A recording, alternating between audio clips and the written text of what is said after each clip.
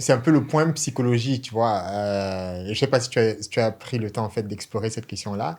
J'ai toujours trouvé très, très bizarre le fait que dans certaines professions, euh, particulièrement en domaine médical, que ce soit Mhm. en fait médical, les médecins, les chirurgiens, et c'est peut-être un préjugé, mais c'est un préjugé qui se vérifie.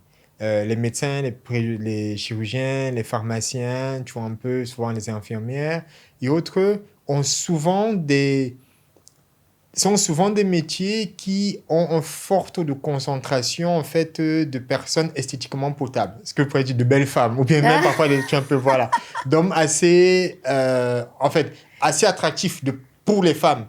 Ok, pour beaucoup de femmes, en fait, voilà, je pense moi, les chirurgiens, les médecins, ils ont une sorte d'aura qui font qu'ils attirent en fait beaucoup de femmes en fait autour d'eux. Et aussi, en fait, que ce soit les étudiantes, que ce soit en fait en médecine, en pharmacie, en fait, tout ce genre de choses, ou même des personnes qui travaillent en fait dans ces domaines-là, il y a ça qui se vérifie au niveau statistique. Donc, la question c'est, un, est-ce que tu l'as constaté? Deux, est-ce que tu peux, entre guillemets, envisager un pourquoi? Est-ce que tu as réfléchi en fait sur le pourquoi? Oui, on se regarde dans le miroir. Tiens, on est belle, on va On aller va faire mettre la pharmacie. médecine ou pharmacie. Ouais, c'est comme les parents avec le basket. Mon fils, il fait presque 2 mètres, il va faire du basket. Tu vois un peu, voilà, je pense. Ouais. Mais ça fait Ouais, on partie se aussi. donne rendez-vous. Il y a un petit test. Ah, bah, elle, médecine, elle, pharmacie. Je sais pas, mais je pense que Mhm, il y a peut-être une base, en fait. Il y a une base physique, probablement. Mais la vraie beauté, elle vient aussi de la confiance en soi, mhm, de la beauté intérieure, le fait d'être dans le don de soi, dans le partage, mhm. je pense que ça participe énormément à être beau ou belle. Oui, mais bon, après, moi, je parle vraiment de physique, tu vois. Je parle vraiment de physique. Parce que, tu vois, écoute, ça me rappelle comment, tu vois, un peu, vu que j'ai fait différentes études et donc j'étais, en fait, dans différentes filières. En première année, en fait, d'université, je faisais en fait commerce et distribution. Donc, je fais du marketing, de la commerce et distribution. Et je me rappelais en fait que en première année, la... on avait bizarrement les filles les plus belles, enfin la concentration des filles les plus belles de toute la fac. C'était très flagrant en fait. À tel point que la majeure partie des garçons, j'ai un peu d'autres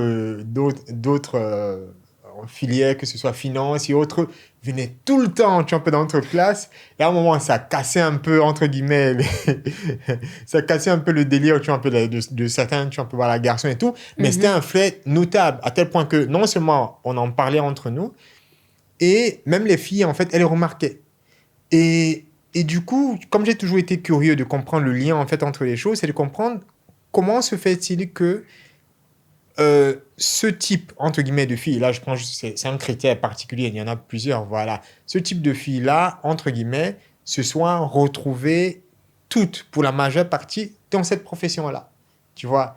Et du coup, enfin, je dis dans cette profession, dans cette filière-là, en plus, Mhm. après, il fallait passer par un concours. Donc, on peut aussi mettre le point du hasard par rapport à ça. Donc, ça m'intéresse beaucoup de savoir c'est quoi le pourquoi, tu vois, un peu, entre guillemets, derrière.